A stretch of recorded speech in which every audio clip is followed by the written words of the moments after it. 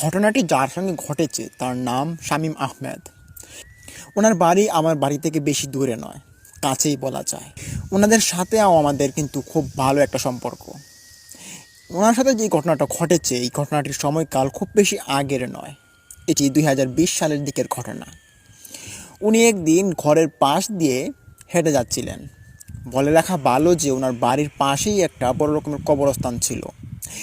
এই কবরস্থানে পাশের যে গোষ্ঠী রয়েছে, ওই গোষ্ঠীবর্গের যে মানুষগুলো মারা যেত, ওই মানুষগুলো কবরস্থান ওখানে দেওয়া হতো এবং ওই কবরস্থানের পাশ দিয়েই অনেক মানুষের যাতায়াত হতো। তেমনইভাবে ওই শামীম ভাই একদিন ওনার বাড়ির পাশ ধরে ওই কবরস্থানের দিকে যাচ্ছিলেন। আর উনি বেকার হওয়া সত্ত্বে ওনার কোনো কাজকাম করে না, দোকানপাটই পড়ে থাকে। তো বরাবরের মতোই উনি ওখানে দোকানে ছিল। তো রাত 12টার পর তিনি বাড়িতে আসবেন বলে রওনা দেন। তো ওনাদের বাড়ির পাশে যে কবরস্থান ছিল, ওই কবরস্থানে নাকি অনেক মানুষের সঙ্গে ভয়ঙ্কর ঘটনা ঘটেছে, যেই ঘটনাগুলো উনিও শুনেছেন এবং আমরাও শুনেছি। উনি হাঁটতে হাঁটতে যখন বাড়ির দিকে রওনা দেন, তখনই ওই কবরস্থানটা অতিক্রম করে উনি বাড়িতে আসবেন। এমতাবস্থায় উনি দেখতে পারেন রাত অন্ধকারের ভিতরে চাঁদের আলোটা যেন একটু ঘেবড়ে ঘেবড়ে আসছে এবং অতটুকু আলোতে তিনি পথ আর পথের মধ্যে কি আছে ওইটা তিনি দেখতে পারছেন। পূর্ণিমার পরের দিন এটা। তো আমরা দেখি যে পূর্ণিমার পরে কিন্তু চাঁদের আলোটা একদম কমে যায়। এরকম একটা সময় তিনি দেখতে পারেন যে কবরস্থানের পাশে একটা মুরগি এবং ওই মুরগির আশপাশে 10-12টা বাচ্চা, ছোটো ছোটো বাচ্চা, মনে হচ্ছে 2 দিন ধরে ফুটেছে এবং ওই বাচ্চাগুলো তার মাকে নিয়ে ঘোরাফেরা করছে। শামীম ভাই দেখতে পেরে তিনি বেশ অবাক হলেন এবং তিনি ছিলেন একটু লুবি টাইপের। উনি যেটা করলেন, ওই মুরগিগুলোকে দেখার পর ওগুলোকে ধরার চেষ্টা করলেন। মনে মনে ফোন দিয়ে আঁটলেন যে যদি মুরগিগুলোকে আমি ধরে নিয়ে বাড়ি যেতে পারি, তাহলে এগুলোকে বেশ টাকা বিক্রি করতে পারবো বা যে কোনো একটা কিছু করতে পারবো। আর যেহেতু রাত্রিবেলা এটা বেরিয়েছে, না জানি কার, হয়তো কেউ দেখবে না, যদিও কারো হতে পারে, কিন্তু বাড়িতে যায়নি এটা ভেবে তিনি এগুলোকে ধরার চেষ্টা করেন। তো ওনার মতলব ছিল খুব খারাপ, উনি খারাপ মতলব নিয়ে ওগুলোকে ধরার চেষ্টা করে। তো উনি যান, গিয়ে মুরগির বাচ্চা একটাকে তিনি ক্রমাগত ধরে ফেলেন এবং এক এক করে তিনি 2টা-3টা করে মুরগির বাচ্চা ধরছিলেন। উনি যখন মুরগির বাচ্চাগুলো ধরতে যাচ্ছেন, তখনই দেখতে পারেন যে মুরগির মা যেটা রয়েছে ওইটা কিন্তু কোনো রকমের উস্কানি বা ফুসকানি করছে না, যে ওনাকে ঠুকর দিবে তারপর উল্টাপাল্টা কাজকর্ম করবে, এটা কিন্তু করেনি। উনি একটা একটা করে সবগুলো মুরগির বাচ্চা ধরে ফেললেন। ওনার মতে মুরগির বাচ্চা ধরেছিলেন 12টা।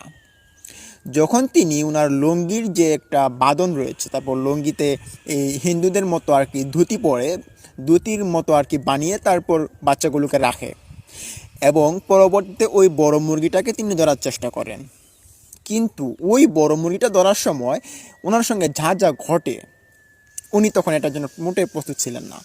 উনি যখনই বড় মুরগিটাকে একটা খাবলা দেন, তখনই দেখতে পারেন যে মুরগিটা এখানে উদাও ওনার পিছনে চলে গিয়েছে। পিছন দিকে যখন খাবলা দেন, তখন পিছনে উদাও সাইডে চলে গিয়েছে। উনি বুঝতে পারছেন হয়তো এটা লাফ দিয়ে চলে যাচ্ছে বা অন্য কিছুভাবে চলে যাচ্ছে, হেঁটে চলে যাচ্ছে। উনি তখনও ওনার মাথায় এই সেন্সটুকু আসেনি যে এখানে খারাপ কিছু হতে পারে। উনি তখন মুরগিগুলোকে ক্রমাগত ধরতে চাইছেন এবং ধরতে পারছেন না।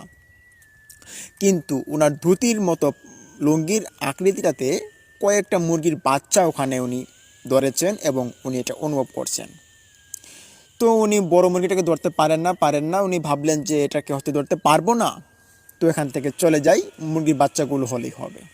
এই ভেবে তিনি এখান থেকে যে কবরস্থান ছিল 4-5টা, ওখান থেকে উঠে তিনি বাড়ির দিকে আবার রওনা দেন। তখনই তিনি হঠাৎ শুনতে পান পিছন থেকে কেউ একজন কান্না করছে। কান্নার শব্দ পেয়ে তিনি নিঃসন্দেহে ওখানে যাওয়ার চেষ্টা করেন। আবার গিয়ে দেখতে পারেন যে উনি এতক্ষণ যে মুরগিটাকে ধাওয়া করেছিলেন, যে মুরগিটাকে ধরার জন্য এত চেষ্টা করেছেন, এই মুরগিটার এই অর্ধেক অংশ মানুষের মতো পা রয়েছে এবং অর্ধেক অংশ মুরগির মতো মুখ। দেখতে পেরে বেশ ভয়ে তিনি কাতর হয়ে পড়েন এবং পিছন ঘুরে দৌড় দেওয়ার চেষ্টা করেন। তখনই ওই মুরগির একটা হাতের বাঁধন এসে ওনার গলায় চেপে ধরে।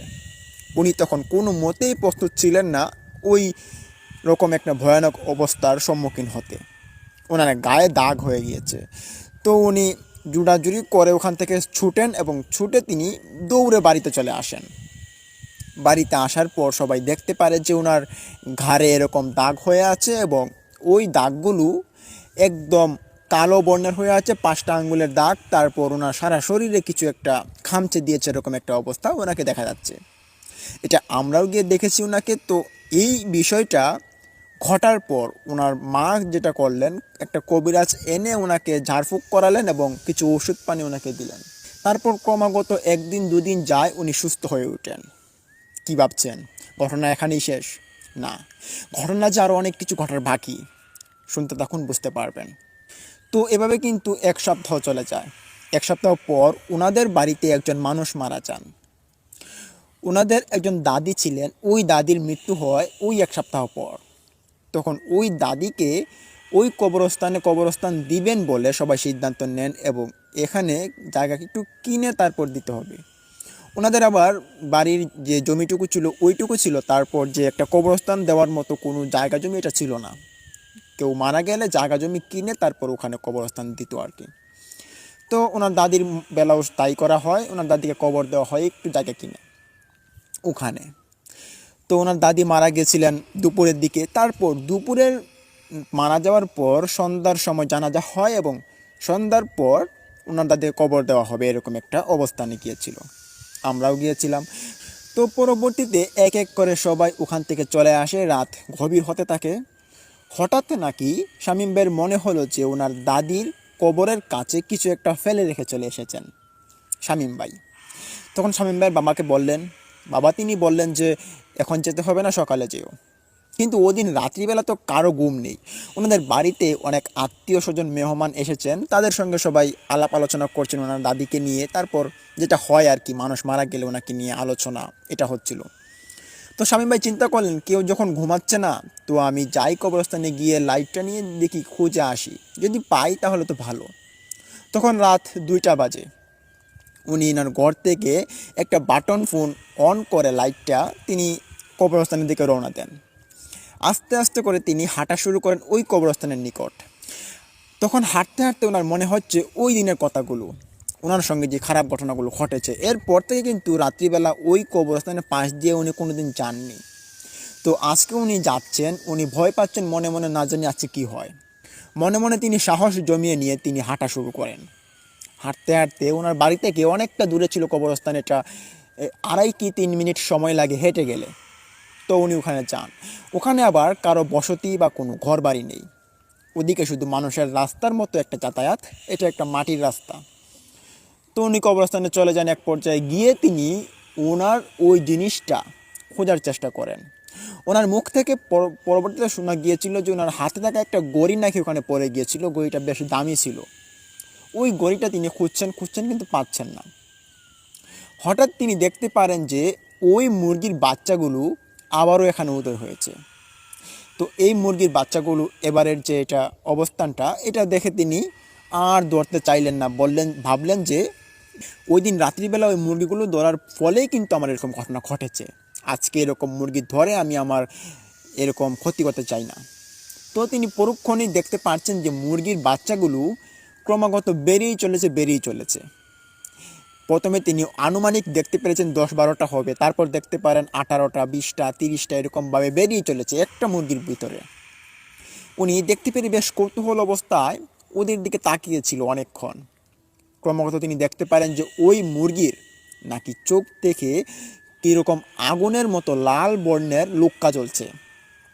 উনি এটা দেখতে পেরে বেশ অবাক হন এবং ওই মুরগিটাকে দেখার পরেই ওনার ওই দিনের রাতের মুরগিটার কথা মনে পড়ে গিয়েছে এবং ওই দিন রাত্রিবেলা যে মুরগিগুলো তিনি রেখেছেন ওনার ওনার যে লুঙ্গির যে ভাদনে, ওইটা তো জোড়াজুড়ি করার সময় পড়ে গিয়েছিল সবগুলো মুরগির বাচ্চা। তো ওনার মনে আরও একবার স্বাদ জন্মে। ওনার বলতে গেলে এক কথায় ওনার সাহস ছিল বটে অনেক। তো উনি ওই মুরগিগুলোকে আবারও ধাওয়া করেন ধরার জন্য। এক এক করে তিনি 8-10টা মুরগির বাচ্চা ধরে ওনার হাতে ওই লুঙ্গিটার বাঁধনে আবার রেখে দৌড় দিয়ে বাড়িতে চলে আসেন। বাড়িতে আসার পর সবাই জিজ্ঞেস করে, কিরে তুই তো হাঁপাচ্ছিস কেন, কি হয়েছে আমাদের খুলে বল। তখন শামীম ভাই বলেন যে আমি ওখানে গিয়েছিলাম এবং গড়িটা পাইনি। তো ওখানে আজকেও দেখতে পেরেছি কয়েকটা মুরগির বাচ্চা। আজকে তোমাদেরকে দেখানোর জন্য মুরগির বাচ্চাগুলো আমি ধরে নিয়ে আসলাম, দেখো। এই বলে যখনই তিনি লুঙ্গির বাঁধটুকু খুলে দিলেন, তখনই সবাই দেখতে পারে যে মাটির যে চাক্কা, যেমন মুরগির বাচ্চার মতো ছোট ছোট চাকাগুলো, ওই মাটির চাক্কা তিনি ওনার লুঙ্গির বাঁধনে করে নিয়ে এসেছেন। এটা সবাই দেখতে পাচ্ছেন। এমনকি উনিও দেখতে পাচ্ছেন তখন যে ওই মুরগির বাচ্চাগুলো আর মুরগির বাচ্চা নেই, ওগুলো মাটির চাক্কা হয়ে গিয়েছে। শামীম ভাই দেখতে পেরে বেশ অবাক হয়ে সবার দিকে তাকাচ্ছে এবং ওনার মুখ দিয়ে কোনো রকমের কথা বের হচ্ছে না, ওনার বাসাটুকু বন্ধ হয়ে যাচ্ছে। তখন সবাই জিজ্ঞেস করে, কিরে তুই না মুরগির বাচ্চা ধরে এনেছিস, এগুলো তো মাটির চাক্কা, এগুলো কেন এনেছিস? তখন শামীম ভাই বলে যে না না, এটা তো হতে পারে না, আমি মুরগির বাচ্চাই ধরেছিলাম, আর এগুলো হতে পারে না যে মাটির চাক্কা আমি নিয়ে এসেছি। আমি মুরগির বাচ্চা ধরেছি এবং এগুলি আমার লুঙ্গির ভিতরে পড়েছি। তখন ওনার পরিবারের লোকজনের আর বুঝতে বাকি থাকে না যে এর সঙ্গে খুব খারাপ ঘটনা ঘটছে। তখন ওনার বাবা যেটা বলেন, ওনাকে বলেন যে তুই আর কোনো দিন এই কবরস্থানের পাশে যাওয়ার চেষ্টা করবি না এবং ওই কবরস্থানের পাশ দিয়েও যাওয়ার চেষ্টা করবি না। রাত্রিবেলা দূরে থাক, দিনের বেলাও তুই যাবি না। তখন শামীম ভাই বললেন যে আমার যে গড়িটা হারিয়েছে এটা আমি কোথায় পাবো?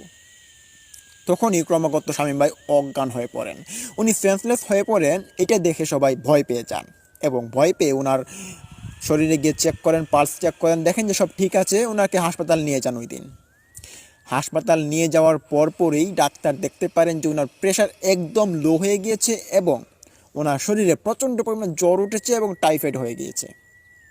দেখতে পেরে ডাক্তার সরাসরি এসে ওনার বাবাকে বললেন যে আপনার ছেলে টাইফয়েড হয়ে গিয়েছে, চিকিৎসার দরকার।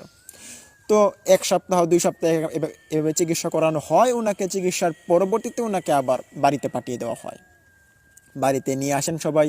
হয়তো কিছুদিন আগে ওনার দাদি মারা গিয়েছেন, এর জন্য সবার মনটা একটু শোকা হতো। এখন আবার ওনার ছেলের সঙ্গে এরকম ঘটনা ঘটছে, মানে শামীম ভাইয়ের সঙ্গে এরকম ঘটনা ঘটছে, এটার কারণে কিন্তু সবারই একটু মনটা অন্যরকম হয়ে আছে। ওনার পরিবারের লোকজন সবাই ভয়ে আতঙ্কিত এবং ওনার বাবা ভাবলেন যে ভালো কবিরাজ এনে ওনার ছেলেকে একটু আটকে দিবে, বাঁধন দিবে, তারপর ওনার ছেলেকে তাবিজ কবজ করবেন আর পরিবারে কোনো কিছু করা লাগলে করবেন। এইটা ভেবে তিনি একজন ভালো কবিরাজ আনলেন এবং কবিরাজের সাহায্যে উনি ওনার পরিবারের লোকজন সকলকে আবদ্ধ করলেন তাবিজের মাধ্যমে। তাবিজ কবজের মাধ্যমে আবদ্ধ করার পর কবিরাজ অনেক কিছু নিয়মাবলী এবং নির্দেশনা দিয়েছিলেন, ওইটার অনুযায়ী চলতে হবে। তো সবাই মানলেন। এর মধ্যে একটি নিয়মাবলী যেটা রয়েছে, এটা আপনাদের মাঝে আমি বলতে চাইব। এই নিয়মাবলীটি ছিল যে রাত্রিবেলা কেউ কবরস্থানের পাশ দিয়ে ঘোরাফেরা না করা। তো এই নিয়মাবলীটা লঙ্ঘন করে একমাত্র শামীম ভাই। মাসখানিক চলে যাওয়ার পর শামীম ভাই একদিন ওই দোকানে আবারও গিয়ে আড্ডা দেন। আড্ডা দেওয়ার পরবর্তীতে শামীম ভাই রাত অনেকটা হয়ে গিয়েছিল, ওনার খেয়াল নেই। হঠাৎ তিনি দোকানদার ভাইকে জিজ্ঞেস করে শুনেন যে রাত 1টা বেজে গিয়েছে। শুনে খুব ভয় পেয়ে ওনার পাশে থাকা একজন মুরব্বী লোককে বললেন যে চাচা, আপনি কি আমাকে আমার বাড়িতে একটু পৌঁছে দিয়ে আসবেন? মুরব্বী চাচা বলেন যে তোমার বাড়ি তো ওই দিকে, আমি তো যাব ওই দিকে। তো শামীম ভাই আবারও জিজ্ঞেস করলেন যে চাচা, আমাকে একটু এগিয়ে দিয়ে আসলে ভালো হয়। আমাদের পরিবারে একজন কবিরাজ বলে গিয়েছেন যে আমি যাতে কবরের আশপাশে যাতে না ঘুরি। তখন ওই চাচা শামীম ভাইয়ের কথা শুনে একটু অট্টহাসি বললেন যে এসব কবিরাজ আর বাঁধ, তারপর ভয় আজকাল কি আছে নাকি? পাগল তুমি নাকি? যাও যাও, বাড়ি যাও, কোনো সমস্যা হবে না। এই বলে ওই চাচা শামীম ভাইকে বাড়িতে পাঠিয়ে দেওয়ার জন্য পাঠিয়ে দিলেন দোকান থেকে। শামীম ভাই তখন খুব ভয় নিয়ে তিনি হাঁটছেন। উনি তখন এরকম বিষয় যে কবরস্থানের পাশে মুরগি থাকবে, ওনার ভিতর থেকে অনেক ভয়গুলো ওনার চলে গিয়েছিল। উনি মনে মনে ভাবছেন যে এরকম আর লোভ আর কোনো রকমের যে বড় হওয়া যাবে, এটা করা যাবে, ওইটা করা যাবে, ওইটা তিনি বাদ দিয়েছেন মন থেকে। তো উনি যেতে যেতে যখন ওই কবরস্থানের পাশ দিয়ে আবার হেঁটে যান, তখনই দেখতে পারেন যে কবরস্থানের ডান পাশে যেদিকে একটা ক্ষেত বয়ে গিয়েছে, ওই ক্ষেতের মধ্যে কিছু একটা আলো ঝলমল করছে। তিনি ওই আলোটা দেখার জন্য ক্রমাগত ওদিকে হাঁটা শুরু করেন। উনি ওই জলকা আলোটাকে দেখে ওনার বুঝতে বাকি ছিল না যে ওই দিনের রাতের মুরগিটা অর্ধ মানুষরূপী মূর্তি এবং মানুষ এইটা এখানে বসে আছে। উনি দেখতে পেরেই ওখান থেকে চলে আসার চেষ্টা করেন। হঠাৎ তিনি ওখানে হোঁচট খেয়ে পড়ে যান। হোঁচট খেয়ে পড়ার সাথে সাথেই তিনি উপর দিকে চেয়ে লক্ষ্য করেন যে ওনার উপরে খুব খারাপ একটা অবস্থান সৃষ্টি হয়ে গিয়েছে। উনি দেখতে পারেন ওনার উপরে যে গাছগুলো ছিল কবরস্থানের, ওই গাছগুলোর মধ্যে লাল বর্ণের পিশাচ লটকে আছে, ছায়ামূর্তির মতো লাল লাল বর্ণের। এগুলোর মধ্যে আবার শরীর থেকে কেমন আগুনের মতো ঝলকা জ্বলছে এবং কীরকম পানি নির্গত হচ্ছে ওদের শরীর থেকে। দেখতে পেরে শামীম ভাই খুব ভয়ে ওখানে একদম অবস্থা নাজেহাল হয়ে পড়ে। উনি তখন এখান থেকে উঠে দৌড় দেওয়ারও চেষ্টা করেন, কিন্তু ওনার শরীরে সবটুকু শক্তি তিনি হারিয়ে ফেলেছেন। ওনার শক্তিটা এমনভাবে হারিয়েছেন, উনি এখান থেকে যে উঠে দৌড় দিবেন এরকম শক্তি তিনি পাচ্ছেন না। তখন তিনি ভয় পেতে পেতে ওখানে সেন্সলেস হয়ে পড়েন। রাত্রিবেলা সবাই খুঁজতে খুঁজতে ওনাকে পাচ্ছেন না। শামীম ভাইকে খুঁজতে না পেয়ে শামীম ভাইয়ের বাবা খুব মুশকিলে পড়ে যান এবং ওনার মাথায় বারবার একই চিন্তা আসছে যে কবিরাজ না করেছে রাত্রিবেলা কেউ বাড়ির বাইরে কেউ না থাকুক, না করুক, যদি কোনো ক্ষতি হয়ে পড়ে এটা ভেবে শামীম ভাইয়ের বাবা খুব ভেঙে পড়েন এবং সবাইকে নিয়ে কান্নাকাটি শুরু করে দেন। শামীম ভাইকে কোথাও খুঁজে পাওয়া যাচ্ছে না। হঠাৎ শামীম ভাইয়ের যে একটা ভাই ছিল ছোটো, তার বয়স ছিল 12 বছর, তার হঠাৎ মনে হলো যে ভাইয়া তো ওই দোকানে, মানে সামিরুদ্দিন চাচার দোকানে, ওখানে তিনি চা খান এবং ওখানে আড্ডা মারেন, চলো ওখানে গিয়ে দেখে আসি। তখন শামীম ভাইয়ের বাবা বললেন যে না রে, ওখানে তো থাকবে না, এ মনে হয় অন্য কোথাও গিয়েছে, না হলে তো এখানে থাকলে তো আসার কথা, এখনও আসছে না। ছোটো বাচ্চাটা জোর করে তার বাবাকে নিয়ে বাইর হয় ঘর থেকে বাইর হয়ে দেখতে পারে যে কবরস্থানের দিকে কীরকম আলো ঝলমল করছে। তখনই শামীম ভাইয়ের বাবার মনে খেয়াল হলো যে আমাদের কবরস্থানের পাশ দিয়ে রাত্রিবেলা যাওয়া বারণ, তো আমরা কবরস্থানের পাশে যাব না। তো এটাই ছিল শামীম ভাইয়ের বাবার খুব বড় বোকামি। উনি তখন ওই কবরস্থানের পাশ দিয়ে যান না। উনি ভাবলেন যে ও পাশ দিয়ে যাবেন এবং গিয়ে দেখে আসবেন যে ওদিকে কী আছে, আর এদিকে যাওয়ার দরকার নেই, যেহেতু এদিকে কবরস্থান। উনি তখন যান ওদিকে, গিয়ে দোকানপাট সব কিছু খুঁজে আসেন, দেখেন যে সব দোকানপাট বন্ধ করে দিয়েছে। রাত অনেকটা হয়েছে, 3টা বাজে, দোকানপাট তো বন্ধ করবেই। দোকান বন্ধ করেছে। ওনার যে বন্ধু ছিল, শামীম ভাইয়ের বন্ধু ছিল, এদের বাড়িতে ডাকাডাকি করেছে রাত্রিবেলা। তো রাত্রিবেলা ডাকাডাকির পর যখন মানুষজন এসে জিজ্ঞেস করে কি হয়েছে, বলে শামীম ভাইকে পাওয়া যাচ্ছে না, সবাই খুব আতঙ্কিত হয় এবং সবাই খুব ভয় পায়। তখনই শামীম ভাইয়ের আরেক বন্ধু ওনার বাবার সঙ্গে রওনা দেন এবং ওই কবরস্থানের পাশে শামীম ভাইয়ের বন্ধুটা, তিনি আলো ঝলমল করতে দেখে তিনি বললেন যে দেখুন তো কবরস্থানের পাশে কীরকম আলো জ্বলছে, চলুন দেখে আসি। শামীম ভাইয়ের বাবা বলে যে না, আমি এখন যাব না, আমাদের যাওয়া নিষেধ আছে। বাবা তুমি কি যেতে পারবে? তখন বন্ধুটা বলে যে আমার তো ভয় করছে, কি করব। তখন শামীম ভাইয়ের বাবা বললেন যে আমরা এখানে দাঁড়াই, তুমি গিয়ে দেখে আসো কবরস্থানের পাশে কি, আর যদি কোনো খারাপ কিছু হয় তাহলে আমাদেরকে ডাক দিও। তখন ওই শামীম ভাইয়ের বন্ধু তিনি হেঁটে যান ওই কবরস্থানের নিকট। আস্তে আস্তে করে হেঁটে গিয়ে যখন দেখতে পারেন ওই কবরস্থানের উপরের যে পাশের গাছগুলো ছিল, ওই গাছগুলো থেকে লাল বর্ণের ছায়ামূর্তির মতো পিশাচগুলো ঝুলে আছে। দেখতে পেরে বেশ অবাক হয়ে একটা চিৎকার দেন। এরই পারিপার্শ্বিকতায় যখন নিচের দিকে তিনি তাকান, দেখতে পারেন যে ওনার বন্ধু শামীম ওখানে পড়ে আছেন। তখন ওখান থেকে তিনি এক চিৎকার দিয়ে চাচাকে বলেন যে আপনার ছেলে এখানে পড়ে আছে, তাড়াতাড়ি তাকে নিয়ে যান এসে। তখনই শামীমের বাবা ওখান থেকে দৌড় দিয়ে চলে আসেন। তখন কোনো রকমের বাধা, কোনো রকমের কবিরাজের কথা তিনি না মেনেই ওখানে চলে যান এবং গিয়ে ওনার ছেলেকে কাঁদে নেন। দেখতে পারেন সারা শরীর থেকে রক্ত বইছে এবং উপরে থাকা যে ছায়ামূর্তিগুলো ছিল ওগুলো উধাও হয়ে যাচ্ছে আস্তে আস্তে করে, এবং এখানে খুব বাজে রকমের আওয়াজ শব্দ হচ্ছে। শামীমের বাবা এখানে খুব ভয়ানক অবস্থার পরিস্থিতি দেখে ওনার ছেলেকে বললেন যে তুই তাড়াতাড়ি বাড়ি চলে যা, এবং শামীম ভাইয়ের বন্ধু এবং শামীম ভাইয়ের বাবা দুজন মিলে শামীম ভাইকে বাড়িতে নিয়ে আসেন। পরদিন 2-3 মাস যাবৎ শামীম ভাই বিছানায় পড়েছিল, তিনি উঠতে পারছিলেন না। ওনার টাইফয়েড জ্বরটা আবারও দেখা দিয়েছিল এবং ওইটার চিকিৎসাধীন অবস্থায় ওনার অনেকটা ক্ষতি হয়েছিল। উনি অনেকটা শুকিয়ে গিয়েছেন এবং স্বাস্থ্য শরীর নষ্ট হয়ে গিয়েছেন। তো এই ঘটনার পরেতে কিন্তু এই কবরস্থানের পাশ দিয়ে এদের পরিবারের মানুষজন আসা যাওয়া করে না। রাত্রিবেলা তো দূরে থাক, এখন দিনের বেলাও ওই কবরস্থানের দিকে ওদের পরিবারের কেউ আসা যাওয়া করে না এবং এই কবরস্থানের পাশ ওনারা বাতিল করেছেন, অন্যদিকে তারা হাঁটাচলা করেন। তো এর পরবর্তীতে ওনার অনেক ক্ষতি হয়। তো 2-3 মাস যাবৎ উনি অসুস্থতার পর সুস্থ হন। এখন তিনি ভালো আছেন এবং সুস্থ আছেন। আর এই ঘটনাটি উনি আমাদের সাথে শেয়ার করেছেন এবং ঘটনাটি আমরাও অনেকটা অনুধাবন করেছি, শুনেছি, বুঝেছি এবং এই ঘটনাটার সম্মুখীন তারা হয়েছে এটারও অনেক প্রমাণস্বরূপ ওনার শরীরে দাগ এরকম রয়েছে, তারপর ওনার শরীরে কাটা দাগ, 5 আঙ্গুলের ছাপের দাগ, এরকম কিছু অংশবিশেষ ও শামীম ভাইয়ের শরীরে এখনও রয়েছে। লিসেনার্স, এই ছিল ঘটনাটি কেমন লাগলো? ভালো লাগলে লাইক দিন, কমেন্ট করুন, শেয়ার করে বন্ধুবান্ধবের মাঝে ছড়িয়ে দিন এবং অবশ্যই আমাদের এই ইউটিউব চ্যানেলটিকে সাবস্ক্রাইব করুন এবং পাশে থাকা বেল আইকনটি অন করে রাখুন।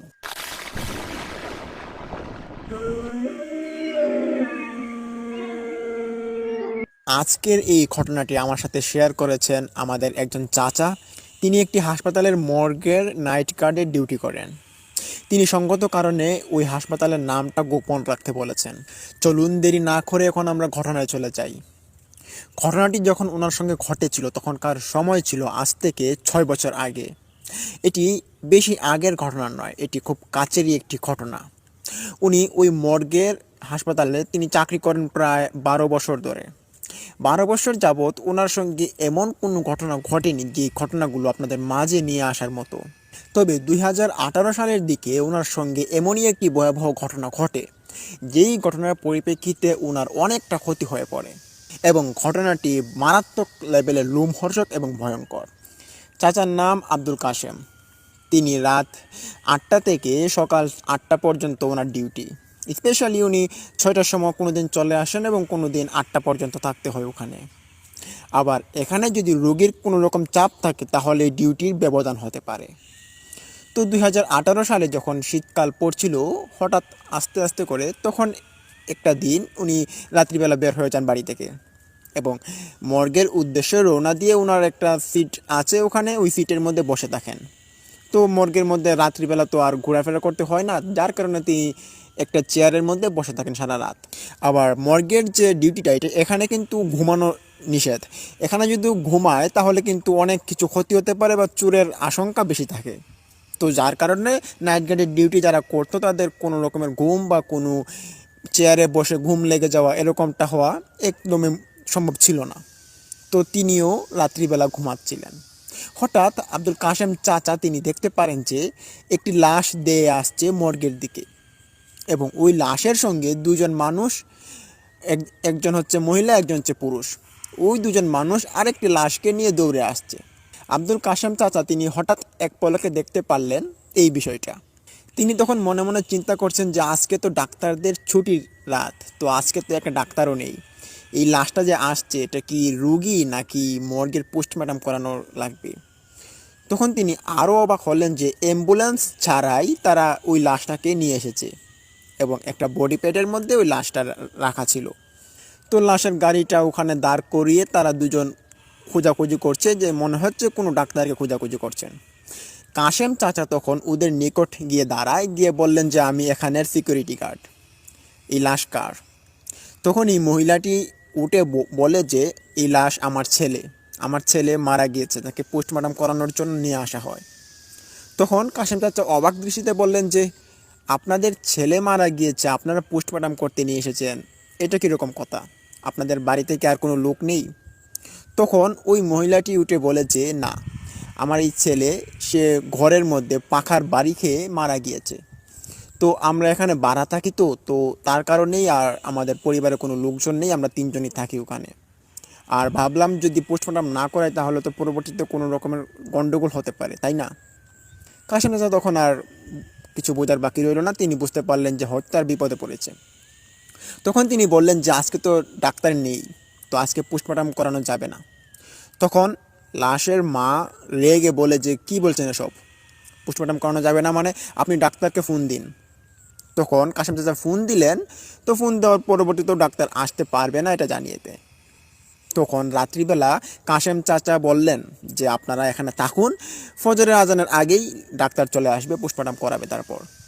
তখন রাত অনেকটা হয়ে গিয়েছে আর ওই লাশটাকে বললেন যে পোস্টমর্টম ঘরের ভিতরে ঢুকিয়ে দেওয়ার জন্য, মর্গের ভিতরে আর কি। তো কাশেম চাচা মর্গের দরজাটা খুলেন আস্তে করে এবং খোলার পর তিনি ওই লাশের বডি প্যাডটা ওখানে ঢুকিয়ে দেন।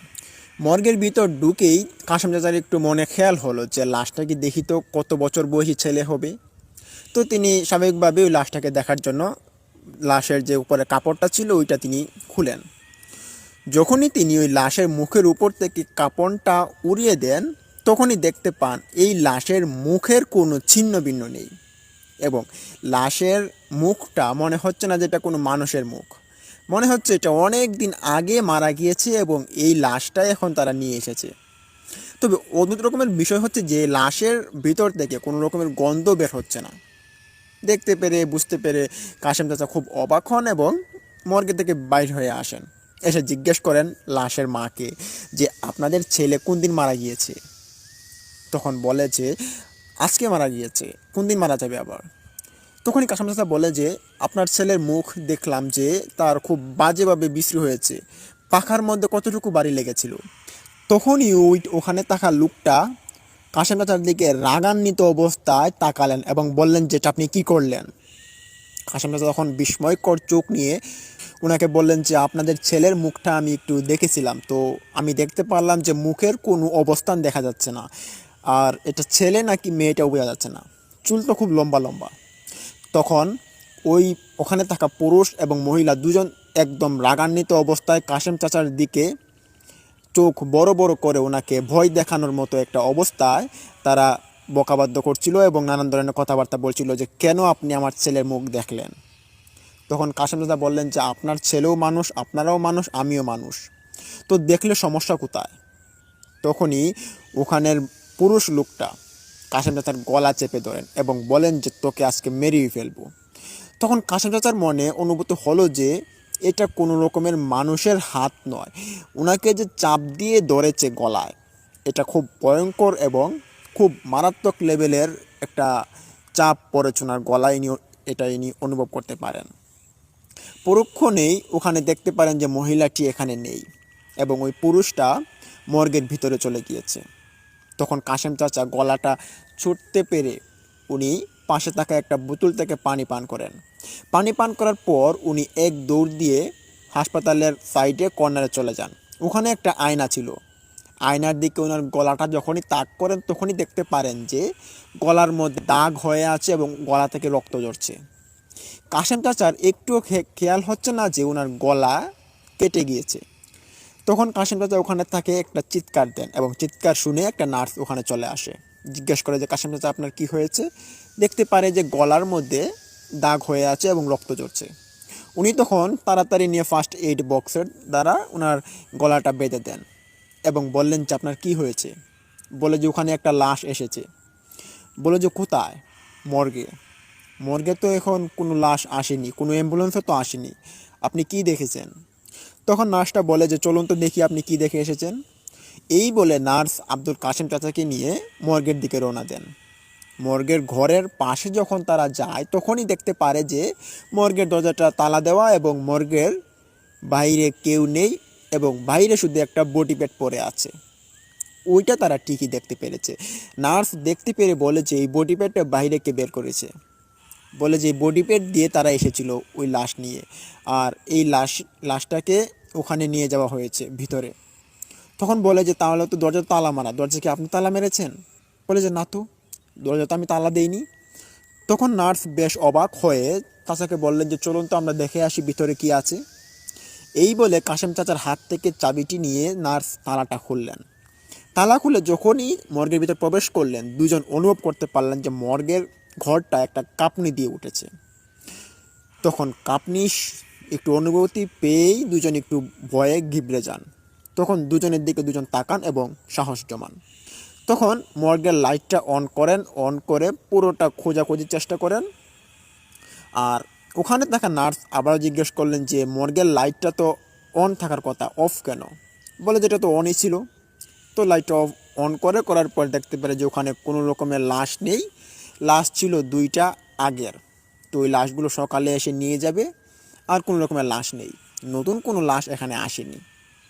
তখন কাশেম চাচা ওখানে থেকে খুব ভয়ে তিনি বলেন যে না না, এটা হতে পারে না, এখানে একটা লাশ এসেছিল, আমার চোখে আমি ভুল দেখতে পারি না। এই বলে নার্সের সঙ্গে একটু জেরাজেরি করলেন তিনি। পরবর্তীতে ওই নার্স কাশেম চাচার মনের ভুল ভেবে তিনি ওখান থেকে চলে যান, ওনার যে ডিউটি যেখানে এখানে চলে যান। কাশেম চাচা তখন দরজাটা তালা লাগিয়ে তিনি চেয়ারে এসে বসে থাকেন। এবং বসে বসে এই বিষয়টা তিনি চিন্তা করছেন। আর ওনার গলাতে প্রচুর পরিমাণে ব্যথা অনুভব করছেন তিনি। তখন তিনি হঠাৎ কিছুক্ষণ সময় যাওয়ার পরই দেখতে পারেন যে মর্গের ভিতর থেকে কেউ একজন দরজা ধাক্কাচ্ছে এবং মনে হচ্ছে সে মর্গের ভিতর থেকে বাহির আসার চেষ্টা করছে, এরকমভাবে সে দরজা ধাক্কাচ্ছে। কাশেম চাচা তখন বিস্ময় হয়ে তিনি ভাবেন যে কী ব্যাপার, আমরা তো একটু আগেও মর্গের ভিতর থেকে এসেছি, কই মর্গের ভিতরে তো আমরা কাউকে দেখতে পারিনি, এখন আবার কে মর্গের ভিতর থেকে ধাক্কাচ্ছে দরজা। তিনি ওইটা দেখার জন্য আস্তে আস্তে করে মর্গের সামনে যান এবং চাবিটা দিয়ে যখনই তিনি তালার হাতে ধরেন তখনই দেখতে পারেন যে তালা পুরো রক্ত মাখা অবস্থায় ওখানে ঝুলিত অবস্থায় আছে, তালার মধ্যে পুরোটা রক্তে ভরে গিয়েছে। কাশেম চাচার হাতেও রক্ত পড়ে গিয়েছে অনেক। তখন কাশেম চাচা হাতটা এক ঝলক ওখান থেকে উঠিয়ে তিনি ওনার যে সাথে থাকা মোবাইলটা ওইটা দিয়ে তিনি লাইট অন করে দেখতে পারে যে তালার মধ্যে রক্ত ঝুলে আছে এবং পরক্ষণেই দেখতে পারেন মর্গের দরজার নিচ দিয়ে রক্ত বয়ে আসছে। তিনি তখন এই অবস্থা দেখে তিনি বুঝতে পারছেন যে যে লাশটা এসেছে এই লাশের রক্ত ছাড়া এটা কারো লাশের রক্ত হতে পারে না, এটা একটা তাজা লাশের রক্ত এবং এটা কোনো রকমের আগের লাশের রক্ত হতে পারে না। তখন তিনি তাড়াতাড়ি করে ওই রক্তমাখা তালাটাকেই তিনি খুলে ফেললেন এবং খুলেই তিনি দরজার ভিতরে চলে গেলেন। হঠাৎ তিনি অনুভব করতে পারছেন যে এই মর্গের ভিতরে কেউ একজন আছে, কোনো মানুষ হয়তো মর্গের ভিতরে বসে আছে খাপটি মেরে। তিনি এটা অনুভব করতে পেরে এই কোণা ওই কোণা, তারপর মর্গের সিট বেলের নিচের দিকে, করিডোরের দিকে সবটা তিনি খোঁজার চেষ্টা করেন। বাথরুমে ওয়াশরুমেও তিনি খোঁজার চেষ্টা করেন, কিন্তু তিনি পাচ্ছেন না। কিছু দেখতে না পেয়ে তিনি ভারাক্রান্ত মন নিয়ে মর্গের ভিতর থেকে বাহির আসার চেষ্টা করেন। পিছন ঘুরেই তিনি দেখতে পারেন যে মর্গের দরজাটা লাগানো অবস্থায় আছে, অথচ তিনি মর্গের দরজাটা খুলেই তিনি প্রবেশ করেছিলেন মর্গের ভিতরে। মর্গের দরজার কাছে তিনি যান আবারও, গিয়ে তিনি দেখতে পারেন যে মর্গের দরজাটা বাইরে থেকে কেউ লক করে দিয়েছে। তো তিনি তখন অন্য একটা চিন্তা করছিলেন, ওই মর্গের যে ডুম ছিলেন ওই ডুম কিন্তু ওই চাচার সঙ্গে অনেক মজা করত এবং ঠাট্টা মশকরা করত। এরকম বিষয় আগে করেননি, তবে অন্যরকমভাবে করত। তো তিনি ভাবলেন যে মনে হয় মর্গের ডুম চলে এসেছে, যার কারণে তিনি এখন ওনার সাথে একটু মজা করছে। মর্গের ডুমের নাম ছিল লিটন দাস। উনি তখন মর্গের ভিতর থেকে বলছেন যে লিটন দাস, লিটন দাস, এরকম মজা করো না, আমার গলায় খুব ব্যথা করছে, দরজাটা খুলে দাও। তখন বাইরে থেকে কেউ শব্দ করে না। 1 মিনিট, 2 মিনিট, 3 মিনিট চলে যাওয়ার পরও যখন কোনো শব্দ করছে না, তখন আব্দুল কাশেম চাচা তিনি বুঝতে পারেন যেটা লিটন দাস হতে পারে না। কেননা লিটন দাস 1 মিনিট মজা করে, এর পরবর্তীতে সে শব্দ করে ফেলে বা কথাবার্তা বলে ফেলে, কিন্তু সে কোনো রকমের কথাবার্তা আওয়াজ শব্দ করছে না। এইটা বুঝতে পেরে কাশেম চাচা তিনি বুঝতে পারেন ওনার সঙ্গে আজকে খুব খারাপ ঘটনা ঘটতে চলেছে। উনি আবার এরকম পিশাচ এবং জিনের বিষয়ে অনেক কিছু জানতেন। উনি তখন বুঝতে পারেন যে এরকম কিছু ওনার সঙ্গে সম্মুখীন হয়েছে বা ওনার সঙ্গে ঘটনা ঘটছে। পরক্ষণেই তিনি ওই মর্গের দরজাটা তিনি ভাঙার চেষ্টা করেন এবং জোরে জোরে ধাক্কানো শুরু করেন ওই দরজাটাতে। হঠাৎ তিনি দেখতে পারেন ওনার পিছনে কেউ একজন এসে হাত বাড়িয়ে ধরেছে ওনার বুকের পাঁজরের দিকে। উনি তখন এক পলক পিছনের দিকে তাকান এবং তাকিয়ে দেখতে পারেন যে ওই যে লাশটা ছিল ওই লাশটা ওনার পিছনে এসে দাঁড়িয়েছে। যে লাশটাকে উনি দেখতে পেরেছেন যে ওর মুখ পুরোটা মানুষের মতো দেখা যাচ্ছে না এবং একদম ঘিবড়ে গিয়েছে, এরকম একটা লাশ এসে ওনার বুকের পাঁজরের দিকে এসে হাত বাড়িয়ে ধরেছে। উনি তখন পিছনে ঘুরে দেখতেই পারেন যে এই লাশটা এখানে দাঁড়িয়ে আছে। খুব ভয় পেয়ে তিনি একটা চিৎকার দেন, চিৎকার দিয়ে তিনি ওখান থেকে বের হওয়ার চেষ্টা করেন। এক পর্যায়ে দেখতে পারেন যে দরজাটা খুলে গিয়েছে। দরজা খোলার সাথে সাথেই তিনি দৌড় দিয়ে বের হয়ে যান এবং ওই চেয়ারে গিয়ে তিনি বসেন। ওখানে একটা পানির বোতল ছিল, তিনি পানি পান করছেন। পানি পান করে নিজের মনকে সান্ত্বনা নিলেন এবং ওখানে আশপাশ ঘিরে তিনি দেখছেন যে কেউ আছে কিনা। উনি তখন দেখতে পাচ্ছেন যে ওখানে কেউ নেই, তবে ওনার সঙ্গে মনে হচ্ছে কেউ আছে। এরকম একটা অবস্থায় তিনি যখন ওখানে কাউকে ডাকার চেষ্টা করেন, ভাবলেন যে কোনো নার্স বা কোনো ডাক্তারকে যদি নিয়ে আসতে পারি তাহলে আমার ভালো হবে। তো তিনি আরেকবার ভাবলেন যে নার্স যারা রয়েছে তারা তো তাদের ডিউটি করছে, তারা তো আর আমার জন্য এসে বসে থাকবে না। এইটা ভেবে তিনি ওখানে বসে থাকেন এবং ভাবলেন যে রাত তো একটু পরেই মানে শেষ হয়ে যাবে, রাত 4টা আনুমানিক বেজে গিয়েছে, তো একটু পরে শেষ হয়ে যাবে। তো তিনি এখানে বসে আছেন। বসে থাকতে থাকতে হঠাৎ তিনি দেখতে পারেন যে ওই মর্গের ভিতর থেকে একজন দুইজন মহিলা এবং পুরুষ তারা বের হয়ে আসছে। উনি তখন দেখতে পেরেই ওদের দিকে এগিয়ে যান, গিয়ে জিজ্ঞেস করেন যে আপনারা তো চলে গিয়েছিলেন, আপনারা কারা, আপনারা এখানে কি করে আসলেন, বলুন বলছি। উত্তরে তখন ওখানে থাকা পুরুষ লোকটি বলে যে তুমি আমাকে চিনবে না, আমাদেরকে চিনবে না, আমাদেরকে পথ ছাড়ো, পথ ছাড়ো বলছি। তখন কাশিম চাচা বললেন যে না, আমি পথ ছাড়বো না, আপনি আমার গলায় এতটা দাগ করেছেন, বলুন আপনি কে। তখন ওই লোকটা তার আসল রূপে ফিরে আসে। সে একটা পিশাচ, জিন পিশাচ আর কি, ওই জিন পিশাচের রূপে চলে আসে। তখন ওর দেখা দেখি ওর যে স্ত্রীটা ছিল ওইটাও একটা জিন পিশাচ রূপে চলে আসে। তখন কাশিম চাচা দেখতে পেরে আর বোঝার বাকি রইল না, তিনি বুঝতে পারেন যে এটা কোনো জিন বা কোনো রকম পিশাচ হবে। তখন তিনি ওখান থেকে এক দৌড় দিয়ে তিনি হাসপাতালের দিকে চলে যান এবং ওখানে গিয়ে টেক্সট কাউন্টারে যারা বসেছিল তাদেরকে গিয়ে এই ঘটনাগুলো সব খুলে বলেন। তখন টেস্ট কাউন্টারের লোকজন আসে ওখানে এবং আরও 2-3 জন নার্স ওখানে আসে। এসে দেখতে পারে যে কেউ নেই, তবে এখানে 2টা সাদা কাপড় পরে আছে এবং 2টা অলংকার পরে আছে। এটা তারা দেখতে পেরে একটা নার্স গিয়ে হাতে নিল, অলংকারগুলো একটা নার্স হাতে নিল এবং আরেকটা ক্যাশ কাউন্টারের লোক তিনি ওই কাপড়ের কাপড়গুলো হাতে নিল। নিয়ে দেখতে পারলো যে এই কাপড়ের কাপড়গুলো খুব ভিন্ন, এগুলো মানুষের যে পাওয়া, মানুষের দোকানঘাটে যে পাওয়া যায় এরকম কাপড় নয়, এটা একটা অন্যরকম কাপড়।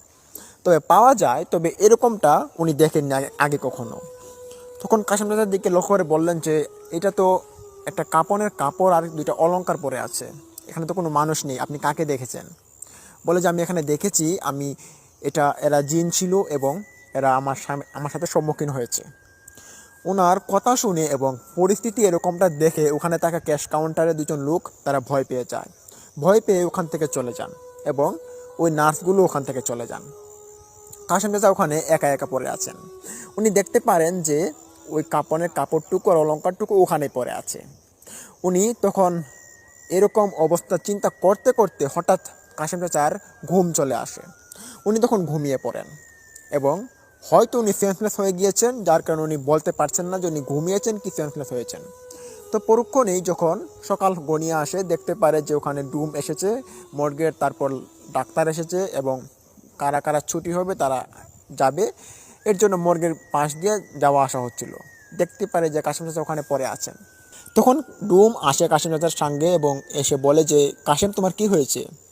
তখন ডুমকে বলে যে এরকম ঘটনা ঘটেছে রাত্রিবেলা। তো উনি যদিও প্রথমে ঘুমিয়েছিল, ঘুমটা ভাঙানো হয়েছিল, তো পরবর্তী সব ঘটনা খুলে বলে। তো এই বিষয়টা নিয়ে আরও অনেক গবেষণা করেছে ডুম এবং ওখানে থাকা ক্যাশ কাউন্টারের লোকজন, আরও ডাক্তার মিলেও ওখানে অনেক পর্যালোচনা করেছে, কিন্তু পরবর্তীতে ফলপ্রসূ কোনো কিছু পাওয়া যায়নি। আর ওই যে কাপড়ের কাপড় আর অলংকারগুলো ওগুলো পরবর্তীতে আর পাওয়া যাচ্ছিল না, এগুলো হারিয়ে গিয়েছিল। তো লিসেনার্স, এই ছিল ঘটনাটি কেমন লাগলো? ভালো লাগলে লাইক দিন, কমেন্ট করুন, শেয়ার করে বন্ধুবান্ধবদের মাঝে ছড়িয়ে দিন এবং অবশ্যই আমাদের ইউটিউব চ্যানেলটিকে সাবস্ক্রাইব করে পাশে থাকা বেল আইকনটি অন করে রাখুন। লিসেনার্স, কালকে একটি নতুন ঘটনা আমরা নিয়ে আসবো এবং এই ঘটনাটি আপনাদের একটা ভালো লাগবে। তো কাল পর্যন্ত আপনারা ভালো থাকুন, সুস্থ থাকুন সবাই। আসসালামু আলাইকুম।